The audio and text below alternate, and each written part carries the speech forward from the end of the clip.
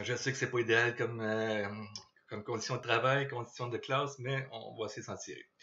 OK. Alors, encore une fois, là, dans ces formulaires-là, vous allez à la page 145. Et là, vous avez directement la page 145 dans le haut à droite. Lorsque vous avez la ligne 10, vous avez les codes qui sont là. OK? Donc, si on avait 19 080 $, on va retrouver la ligne qui correspond à ça. Donc, j'ai 19 001 $ et 20 500 $. Donc, le code de retenue pour le provincial et le code H. Vous retournez à votre page 107 et provincial, vous inscrivez comme code H. Fait que voilà la fiche, les déclarations pour formulaire de déclaration d'impôt pour Alex, c'est fait. Fait qu'on poursuit. À la page 109.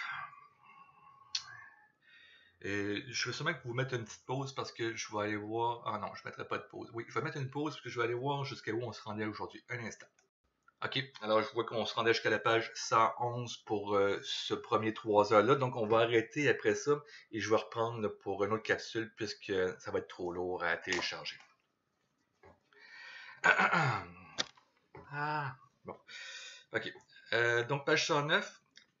Donc on vous demande de l'aide de la fiche d'employé. Vous allez compléter, ça c'est fait.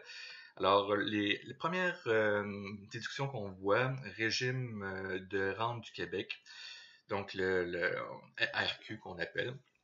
Fait que ça, c'est imposé depuis longtemps. On parle de 1966. Probablement que vous n'étiez pas d'autres personnes à ce moment-là, même pas José. Moi, oui.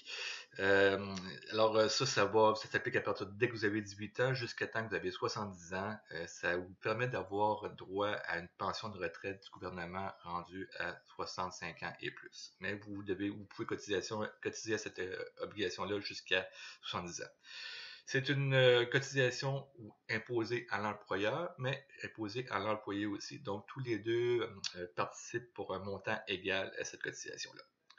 Comme exercice, on vous demande justement d'aller prendre, encore une fois, le document qui était sur les A,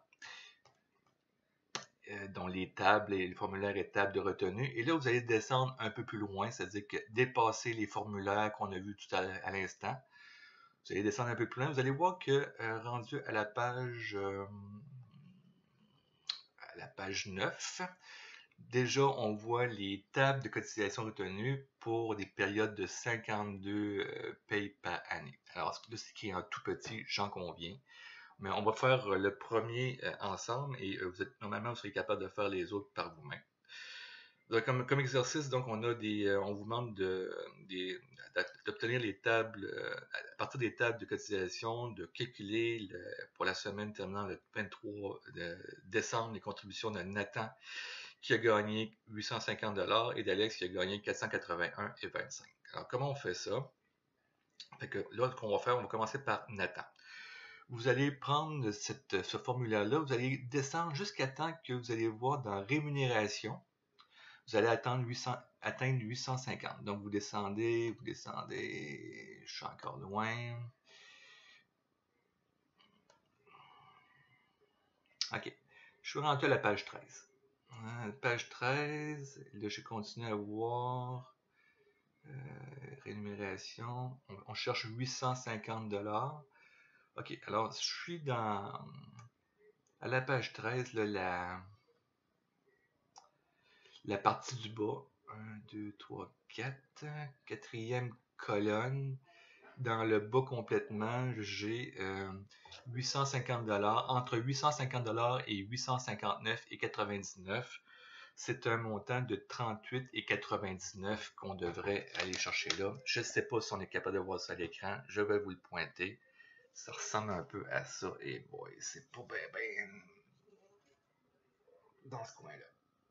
OK, alors entre 850 et 859,99 $, vous avez le montant de 38,99 $. C'est pas idéal, mais il est là.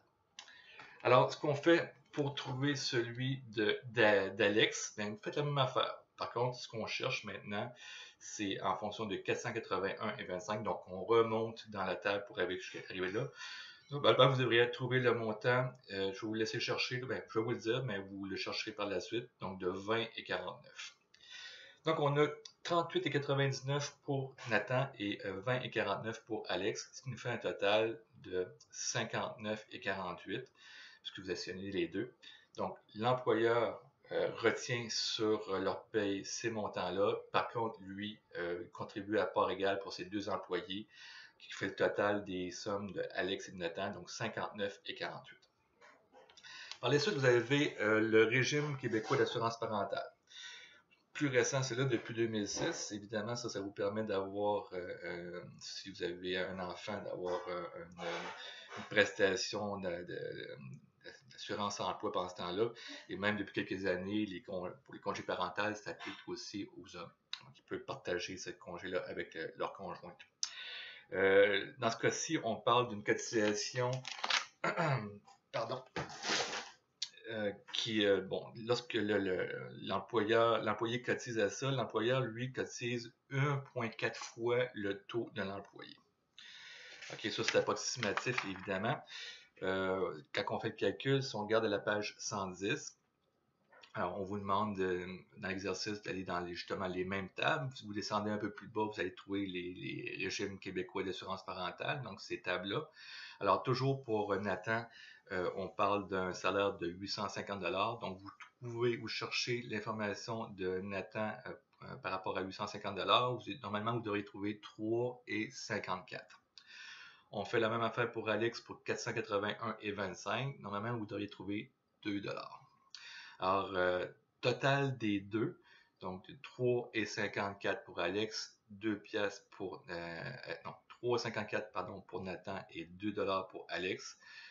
Si vous faites ce total-là fois 1,4 fois, vous devriez avoir, donc total des deux fois 1,4 vous donne 7,78. Alors, les tables, des fois, elles sont à 1 cent près là, à cause de l'arrondissement.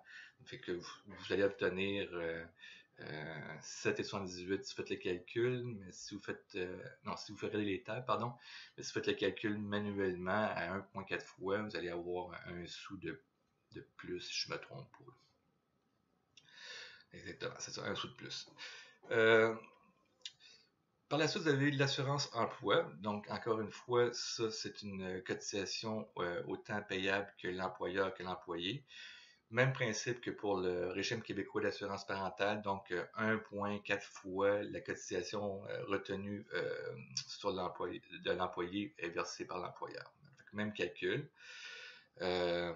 Évidemment, ça, ce qui est bien, c'est que si vous avez vous devez quitter votre emploi, vous êtes congédié tout simplement, ou dans les conditions qui sont actuellement, vous comprenez qu'il y a beaucoup de monde qui vont avoir des prestations d'assurance emploi.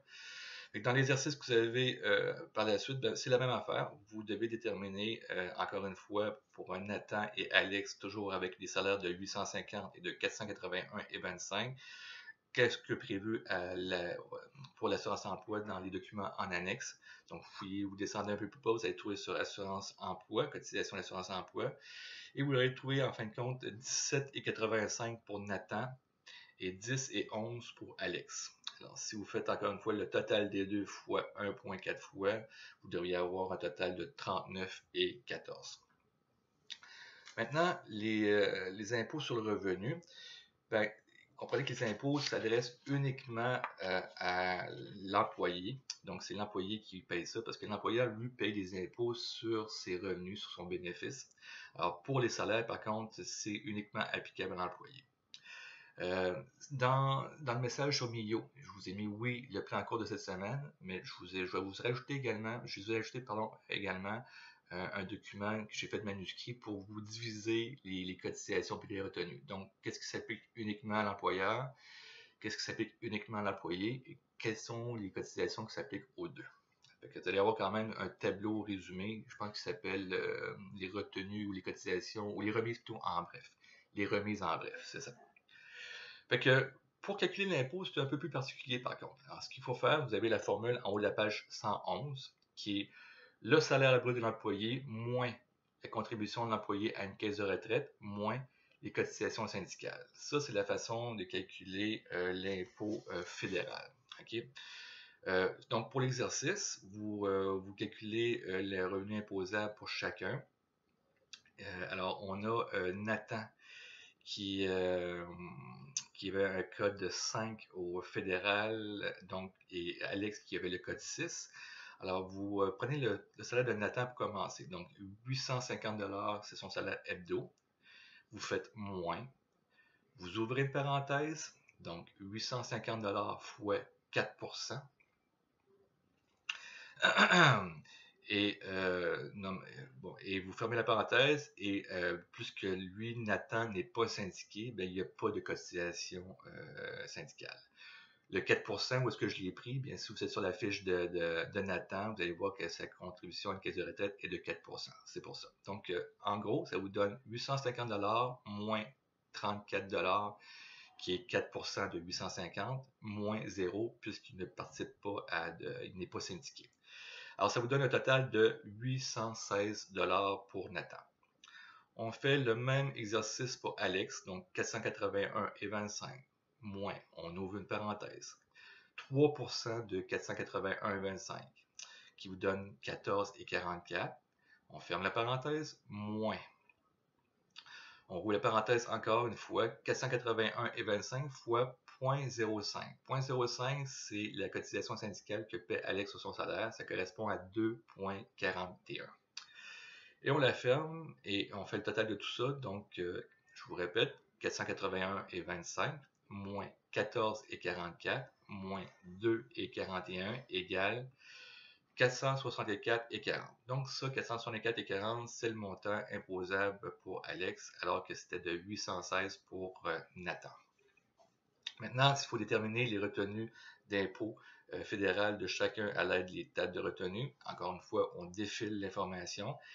Si on regarde pour Nathan avec 816$, ce que vous devriez avoir trouvé, c'est 77,10. Dans le cas de Alex, avec 464,40, ce que vous devriez avoir trouvé est 18,25. Pour le calcul de l'impôt provincial, c'est un peu la même affaire. La formule est moins compliquée par contre. Cette fois-ci, on parle du salaire brut. Et là, je vous invite à surligner les deux formules, autant celle du fédéral que du provincial. Donc, salaire brut moins contribution de l'employé à la caisse de retraite. Donc, à peu près les mêmes chiffres. On comprend ici que dans le cas de Nathan, c'est le même montant puisqu'il n'a pas, de cotisation syndicale. Par contre, le montant va changer. Donc, c'est 816$ pour Nathan. Par contre, pour Alex, ça va changer. Parce que dans son cas, on enlève la contribution syndicale calculée pour l'impôt fédéral. Donc, dans son cas, on parle de 480,25$ moins 14,44$, donc 3% de 481,25$, donne un total de 416,81$. Alors, encore une fois, on retourne dans les tables. Je pense que les tables provinciales sont après celles fédérales. Et vous devriez obtenir, pour Nathan, 84$ et pour Alex, pour Alex, 5,17$. On va finir cette capsule là-dessus. Je vais en commencer une autre parce que ça fait déjà 44 minutes que je vous parle, 43. Et on se voit pour la seconde partie du cours dans quelques minutes. Merci.